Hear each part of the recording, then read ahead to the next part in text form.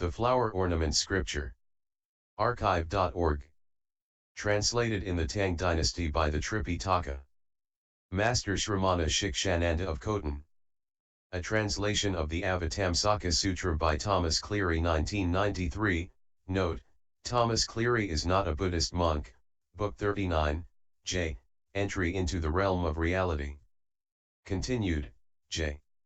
Do you see these 10,000 women, my companions?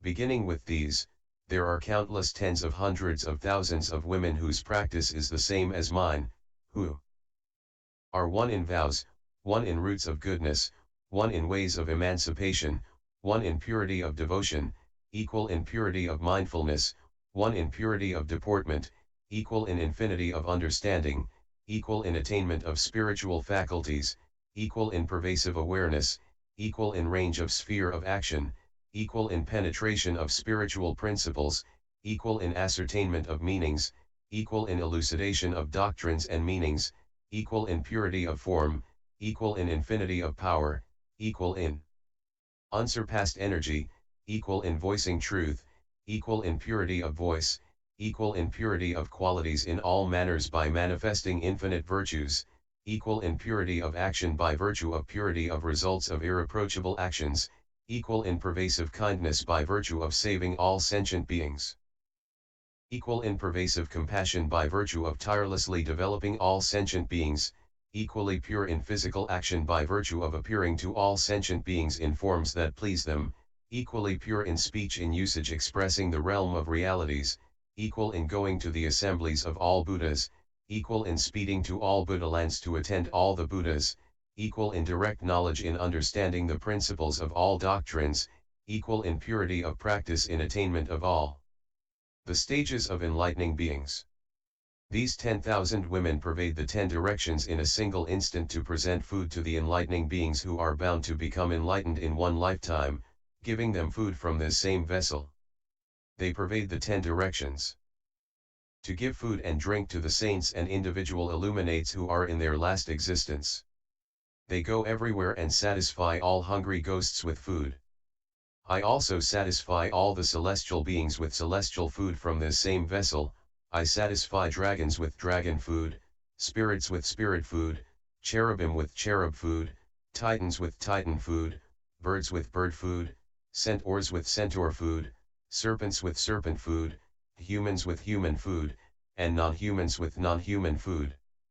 Come here and in a moment you shall see with your own eyes. No sooner had Prabhupada said these words than immeasurable numbers of such beings came in through the 4 doors of her house, invited by Prabhupada's standing vow. Prabhupada seated them in the places prepared and satisfied them with whatever kind of foods they wished, pleasing and delighting them. In the same way she also satisfied and pleased them with various drinks, delicacies, seats, couches, conveyances, clothes, flowers and garlands, perfumes and incenses, unguents and aromatic powders, ornaments, jeweled chariots, parasols, banners, pennants, and utensils. She satisfied all the various kinds of beings with their various kinds of food, yet the vessel was not depleted or exhausted, it never ran out. Then Prabhupada said to Sadhana, I know this enlightening liberation, which is an inexhaustible treasury of manifestations of good. How can I know the practice or tell the virtues of enlightening beings whose goodness is inexhaustible because of the endlessness of the ocean of good, who are like the sky in that they have produced a vast store of good, who are like wish-fulfilling jewels in that they fulfill the wishes of all sentient beings, who are mountains of good because they protect the roots of goodness of all beings, who are great clouds of good as they shower jewel rain on all beings, who are superintendents of the great treasury of good in that they open the door of the city of truth, who are great lamps of good in that they dispel the darkness of destitution for all sentient beings. South of here is a city called Mahasambhava, where a householder named Vidvan lives. Go ask him how an enlightening being is to learn and carry out the practice of enlightening beings. Then Sadhana, paying his respects to the devotee Prabhupada, looking at her again and again without tiring of the sight of her, took his leave and departed. Vidvan then, having gained the illumination of that enlightening liberation which is an inexhaustible treasury of goodness, reflecting on that ocean of good, gazing into that sky of good, climbing that mountain of good, gathering that mass of good, plunging into that stream of good, crossing that bridge of good, purifying that sphere of good, viewing that treasury of good, recalling that principle of good, contemplating that eye of good, purifying that multitude of good, Sadhana made his way to the city of Mahasambhava and looked all around for Vidvan, seeking a spiritual benefactor. Looking for Vidvan, his whole being perfumed by the sight of spiritual benefactors, finding strength in spiritual benefactors, relying on spiritual benefactors, striving to follow spiritual benefactors, with tireless vigor in attending spiritual benefactors, all his roots of goodness due to spiritual benefactors, all his stores of virtue sustained by spiritual benefactors, his practice of skill in means developed by spiritual benefactors, all his roots of goodness growing by skill in attendance of spiritual benefactors without depending on others, his will for enlightenment becoming purified, his enlightening faculties developing, all his roots of goodness maturing, his accomplishments of great vows growing, his great compassion broadening, seeing himself near omniscience, receiving the light of teaching of all Buddhas by the practice of universally good enlightening beings, the manifestations of the 10 powers of Buddhas increasing, Sadhana saw Vidvan at a crossroads in the middle of the city, on a seat on a high pedestal made of innumerable jewels, set on legs of diamonds and emeralds, with a web of white cowries on golden strings, set in pure jewels, with 500 ornamental jewel figurines, arrayed with multicolored celestial cloth, with celestial banners and pennants flying above, covered with many nets of jewels, overspread with a great canopy of jewels, with garlands of gold and jewels hanging from it. A golden parasol with a handle of pure lapis lazuli was held over Vidvan, and he was being fanned by plumes made of pure white goose feathers while various incenses perfumed the air around him. He was attended by 10,000 people of equally virtuous past conduct, finer in appearance than celestials or humans, perfect in the will of enlightening beings, adorned with ornaments superior to those of the gods, playing music sweeter than that of the heavens to please all the people in the city, and showering celestial flowers. Seeing Vidvan, Sadhana went up to him, paid his respects, and said, "Noble one, I have set out for supreme perfect enlightenment for the benefit of all beings, to extinguish the sufferings of all beings, to lead them to ultimate happiness, to rescue them from the ocean of the mundane world, to deliver them to the island of jewels of truth, to evaporate their cravings, to produce great compassion in them, to divert their craving for sensual pleasure and arouse in them craving for enlightened knowledge, to help them all cross over the wildness of the mundane world, to develop in them a taste for the way of Buddhahood, to lead them out of the city of mundane states and lead them to the city of omniscience. But I do not know how an enlightening being is to learn and carry out the practice of enlightening beings. Noble one, I hear that you give enlightening beings instruction, so I ask you to tell me how an enlightening being is to learn the practice of enlightening beings, and how enlightening beings in the course of learning become a refuge for all sentient beings." Vidvan replied, "It is good that you have aroused the aspiration for supreme perfect enlightenment.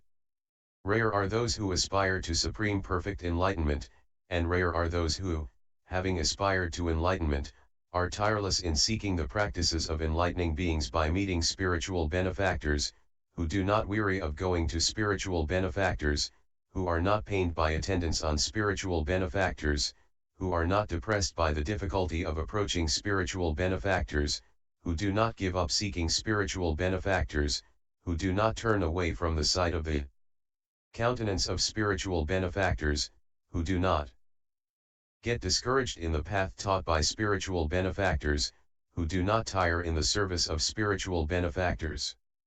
Do you see my companions? I inspired them all to seek supreme perfect enlightenment, I caused them to be born in the family of Buddhas, I nourished them by providing them with the ways of transcendence, I got them to live in good ways, I developed them in the 10 powers of Buddhas, I lifted them out of worldliness, I established them in the ranks of the enlightened, I removed them from the circle of mundane states, I started them in the cycle of enlightening teaching, I saved them from falling into bad conditions, I led them to realization of equality of things, for thus do enlightening beings become saviors of all sentient beings. I have attained good works produced from the treasury of mind, to those who need food I give food, to those who need drink I give drink, to those who need clothing I give clothing, to those who need flowers I give flowers, to those who want garlands I give garlands, to those who need perfumes or incenses I give perfumes or incenses, to those who need ornaments I give ornaments, to those who need jewels I give jewels, to those who need gold I give gold, to those who need silver I give silver. To those who need pearls I give pearls, to those who need chairs I give chairs, to those who need beds I give beds, to those who need means of transportation I give means of transportation, to those who need medicine I give medicine, and so on, whatever the needs, I provide them. Come here, and in a moment you will see for yourself. As soon as Vidvan had spoken these words, innumerable beings gathered at his house, summoned by his past vows. They came from various regions, various nations, various cities, various towns, and various groups, of various conditions, various states of consciousness, various degrees of purity of sense, desiring various kinds of food, having various inclinations, needing diverse kinds of sustenance according to their states of being. They were invited by the vow of the enlightening being, by the power of the enlightening being, by the sounds of the drums of unattached giving. They came to Vidvan, looked at him, and made requests of him. Seeing them gathered there begging, Vidvan thought for a moment, then looked at the sky. From the sky various kinds of food and drink streamed into his hand, and this Vidvan gave to the beggars according to their various tastes and desires, satisfying and delighting them with the food and drink they wanted, with the best kinds of all means of subsistence.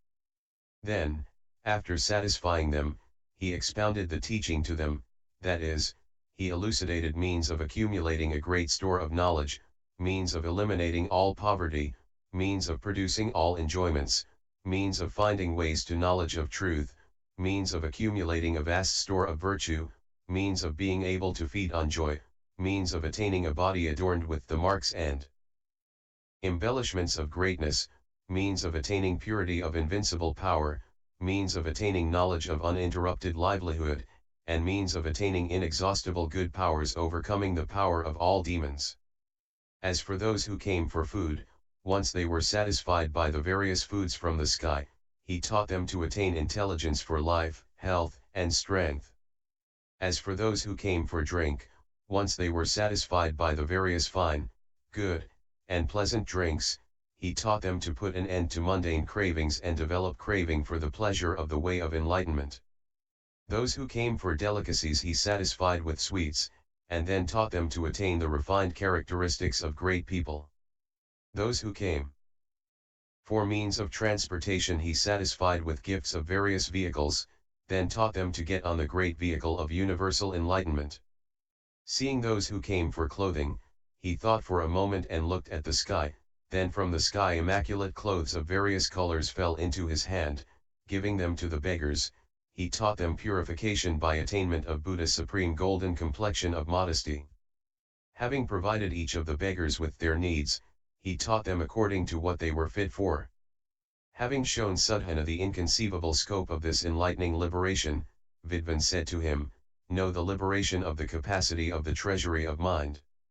How can I know the practice, tell the virtues, or show the miracles of the enlightening beings who have attained control over paraphernalia, who have treasure-producing hands, who cover all worlds with their hands, as treasuries of offerings to Buddhas, and shower rain from clouds of various jewels in the assemblies of all Buddhas, various clouds of ornaments, towers, clothing, celestial music and song, fragrances, incenses, unguents, aromatic powders, robes, parasols, banners, pennants, and all kind of paraphernalia, raining all kinds of offerings for Buddhas, in the assemblies of all Buddhas, in the abodes of all beings, to serve all Buddhas and to develop and guide all sentient beings. South of here is a city called Simhapoda. An eminent person named Ratnashita lives there. Go ask him how to learn and carry out the practice of enlightening beings. Sudhana, pleased, elated, uplifted, overjoyed, expressing his respect for the householder Vidvan as a disciple for a teacher, in honor of the teaching, seeing all qualities of Buddhahood as being fostered by him, seeing omniscience as coming from him, showing undying regard for spiritual benefactors, showing the inconceivability of unlimited knowledge in spiritual friends, acting in accord with the mastery of spiritual benefactors, heeding the instructions of spiritual benefactors, meditating on the faculty of faith deriving from spiritual benefactors, in quest of the instruction of spiritual benefactors, his mind on propitiation of spiritual benefactors, paid his respects to Vidvan and left Ratnashita. Then, resorting to that water of goodness, watching that field of goodness, clearing off that mountain of goodness, plunging into that channel of goodness, opening that treasury of goodness, looking into that mine of goodness, clarifying that sphere of goodness, gathering that mass of goodness, generating that power of goodness, increasing that stream of goodness, Sudhana made his way to Simhapoda city. Looking all over for the religious eminent Ratnashita, he saw him in the middle of the marketplace. Sudhana went up to him, paid his respects, and said, "Noble one, I have set my mind on supreme perfect enlightenment, but I do not know how to learn or carry out the practice of enlightening beings. Please teach me the path of enlightening beings, on which path I may set out for omniscience." Ratnashita took Sudhana to his house and showed it to him, saying, "Look at my house." Looking it over, Sudhana saw that the house was radiant, made of gold, wide and high, surrounded by silver walls, adorned with crystal terraces, embellished with hundreds of thousands of lapis lazuli turrets, on coral pillars, there was a lion seat arrayed with red pearls, flying lion banners made of starry jewels, covered with a canopy of radiant jewels, draped with a net of wish-fulfilling jewels, arrayed with countless gemstones. There was a lotus pond, with cool water, made of emeralds. Surrounded by trees of all kinds of jewels, the house was large, 10 stories high, with 8 doors. Entering the house, Sudhana looked around.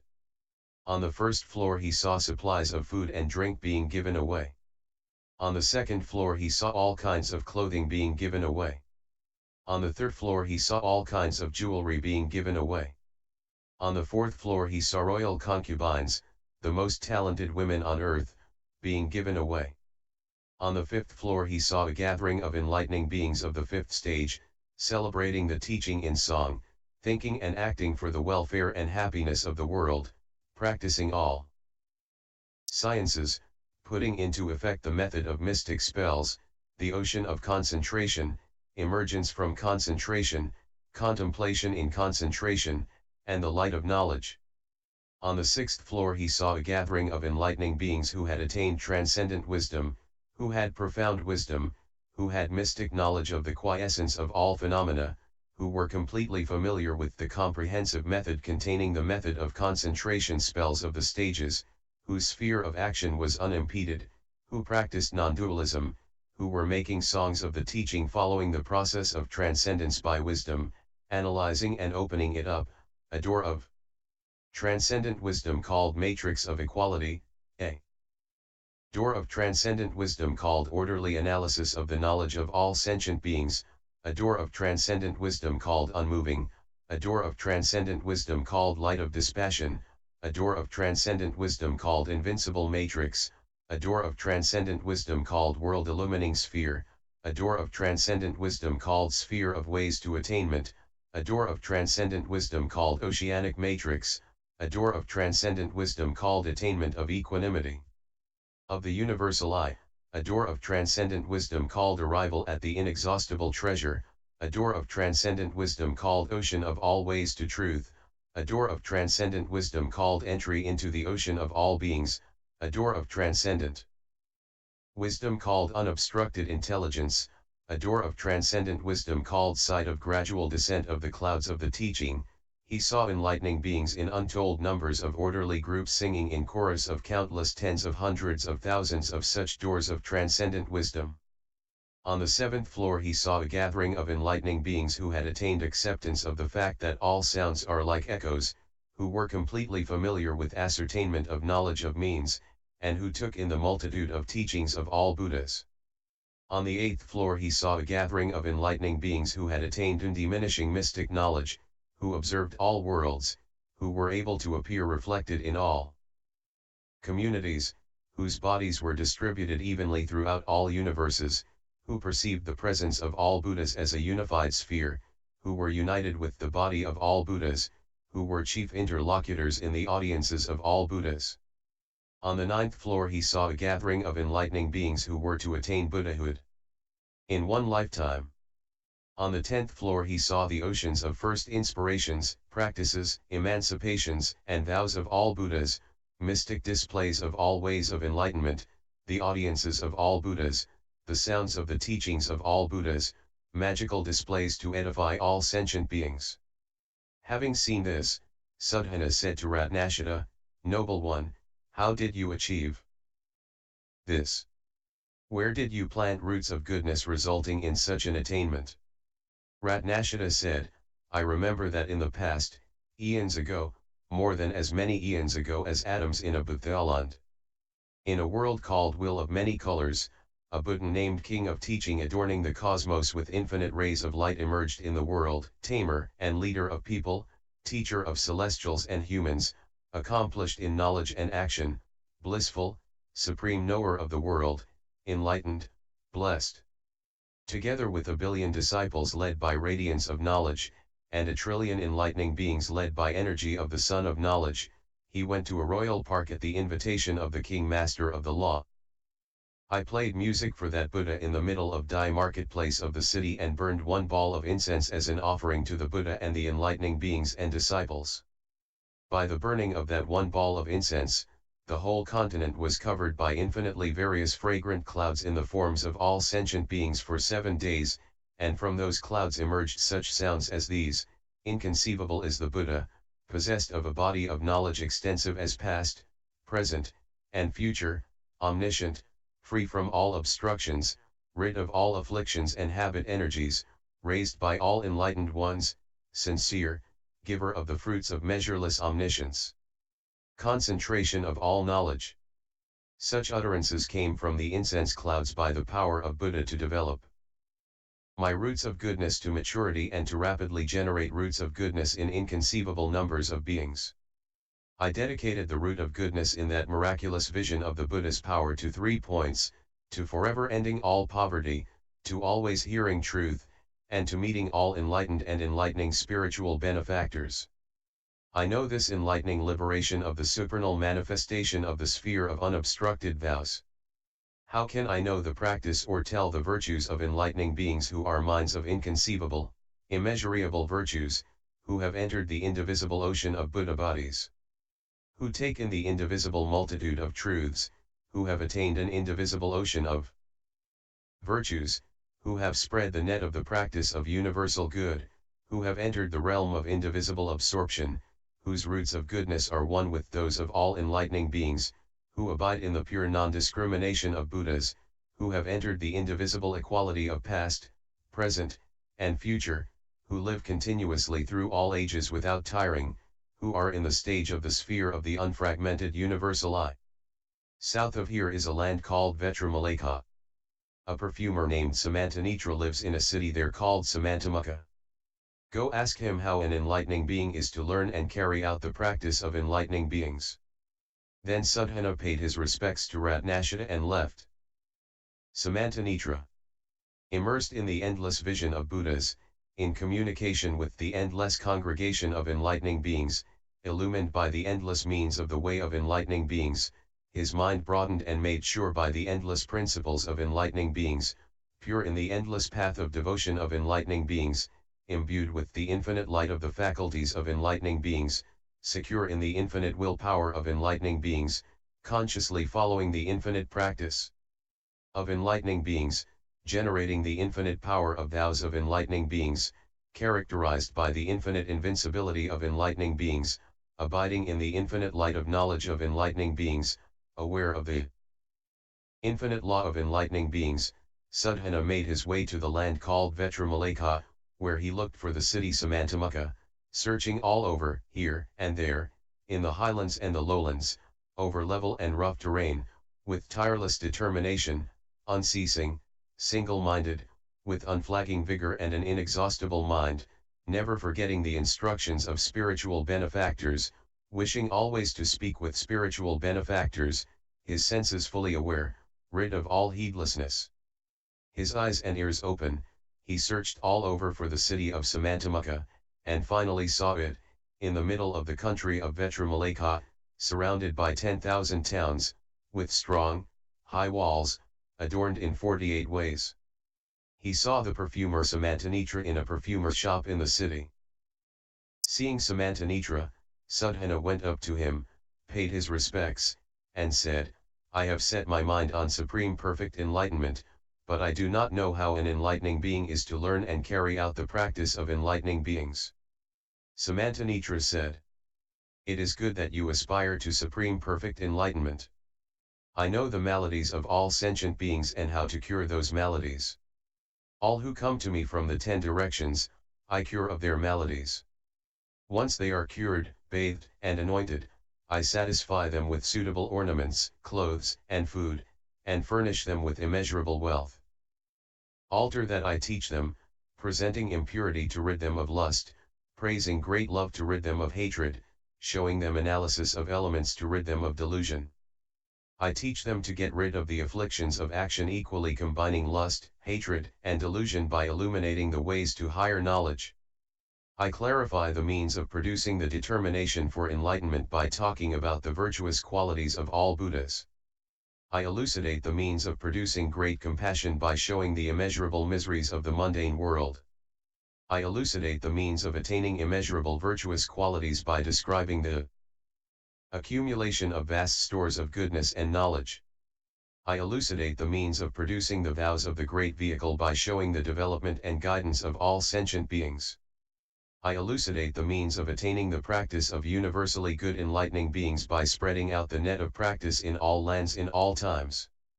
I elucidate the means of attaining a Buddha body, of amassed distinguishing marks and embellishments by praising transcendent generosity.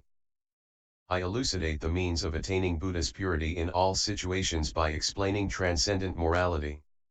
I elucidate the means of producing the inconceivable purity of appearance of Buddhas by explaining transcendent tolerance.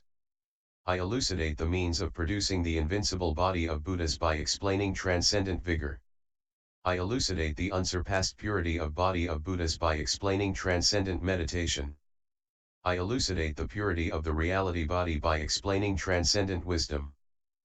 I elucidate the purity of the body of Buddha appearing before all beings by explaining transcendent skill in means. I elucidate the purity of body involved in entering the minds of people in all eras and times by explaining transcendent commitment. I elucidate the purity of body appearing in all Buddha lands by explaining transcendent power.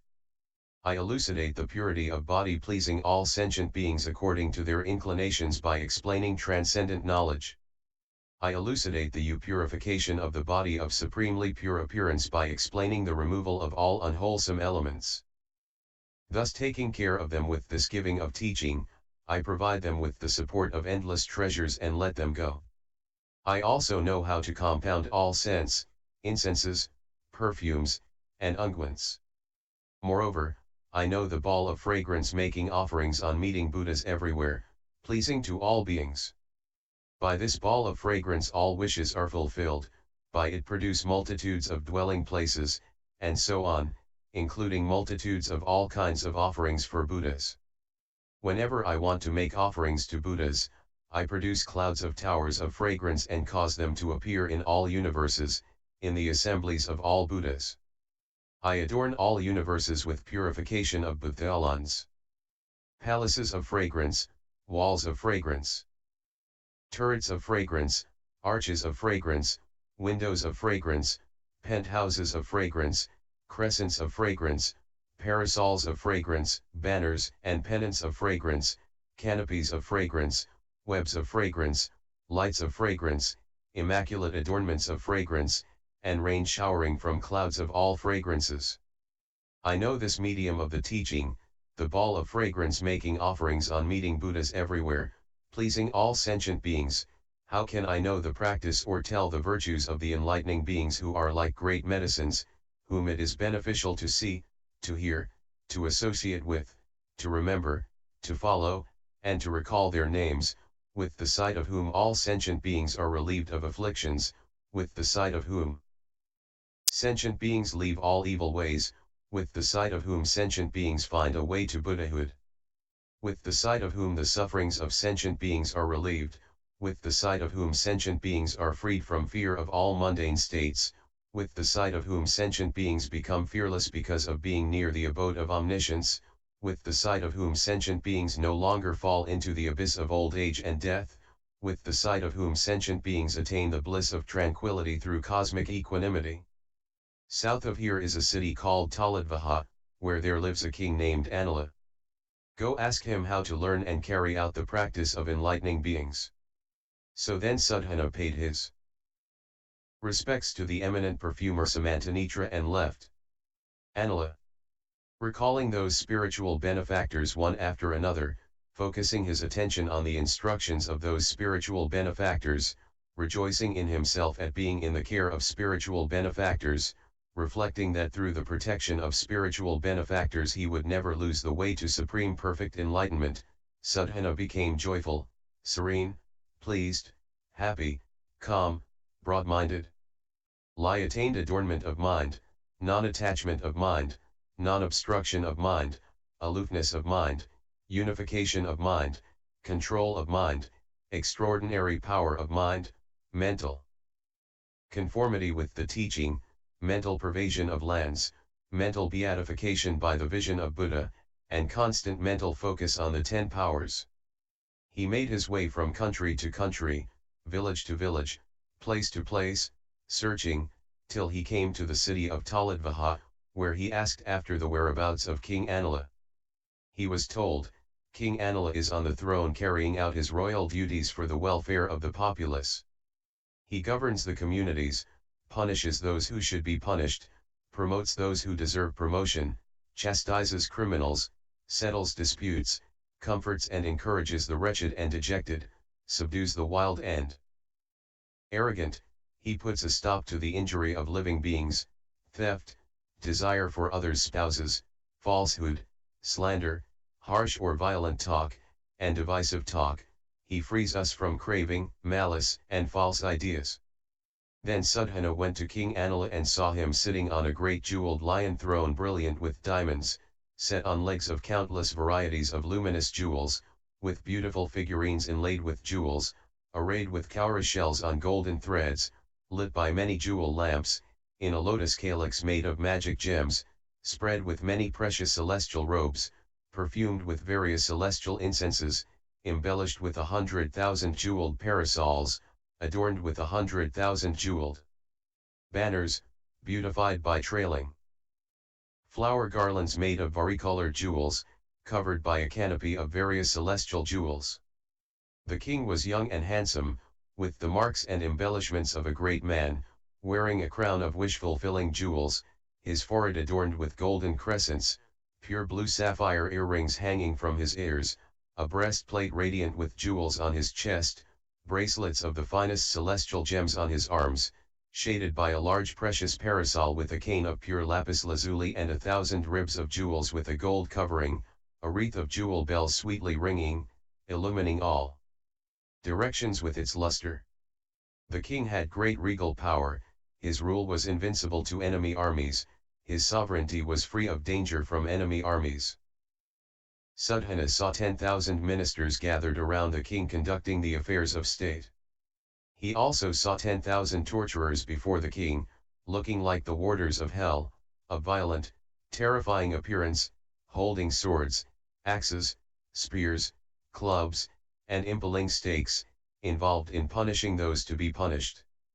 He saw criminals, thieves, bandits, murderers, troublemakers, rapists, and so on, brought bound before King Anila and saw the king deal out appropriate punishments, by the king's order. Some had their hands and feet cut off, some had their ears and noses cut off, some had their eyes gouged out, some had their limbs or heads cut off, some had their whole bodies burnt by fire, some were being dismembered, crippled, burnt, sprinkled with acid. Sudhana watched them undergoing such harsh, injurious, and deadly punishments and saw a mountainous heap of rendered body parts on the execution ground and a tremendous torrent of blood. He also saw animals and birds eating the mutilated corpses there. He also saw some of the corpses hideously decomposing. He also heard the screams and cries of those being mutilated and killed, as terrifying as hell. Seeing that dreadful, horrifying butchery, Sudhana thought, I have set out for supreme perfect enlightenment for the sake of the welfare and happiness of all beings and am devoted to pursuing the practice of enlightening beings. I ask spiritual benefactors what good an enlightening being should do and what evil one should avoid. This King Anila, though, is devoid of goodness, an evildoer, malicious, a killer and oppressor, without regard for others, doomed to a miserable fate, so how can I hear about the practice of enlightening beings from him? As Sudhana was thinking this, concerned with saving all sentient beings, his mind full of compassion, celestial beings in the sky over his head called out. Do you not remember the instructions of the seer Jayashmayatana? Sudhana looked up and said, I do.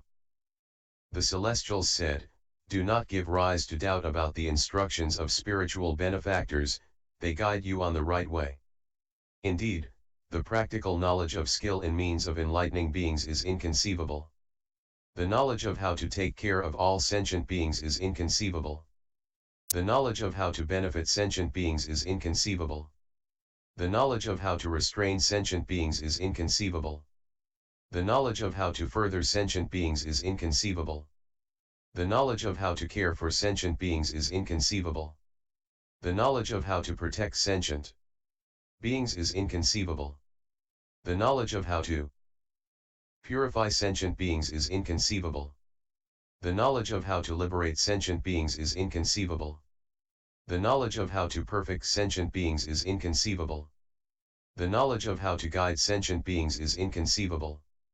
Go ask the king about the practice of enlightening beings.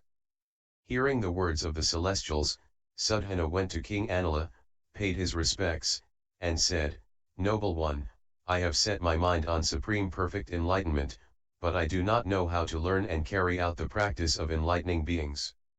I hear that you give instruction to enlightening beings, pray tell me how to learn and apply the practice of enlightening beings. King Anila, having finished his duties, got off the throne and took Sudhana into the palace. Entering his own residence, the king seated Sudhana on a seat of honor and said to him, Look at the furnishings of my house. Sudhana looked and saw that the house was large, with walls of 7 precious substances, adorned with terraces of various jewels, embellished with hundreds of thousands of jeweled towers, blazing with the radiance of inconceivable numbers of jewels, with pillars made of various jewels.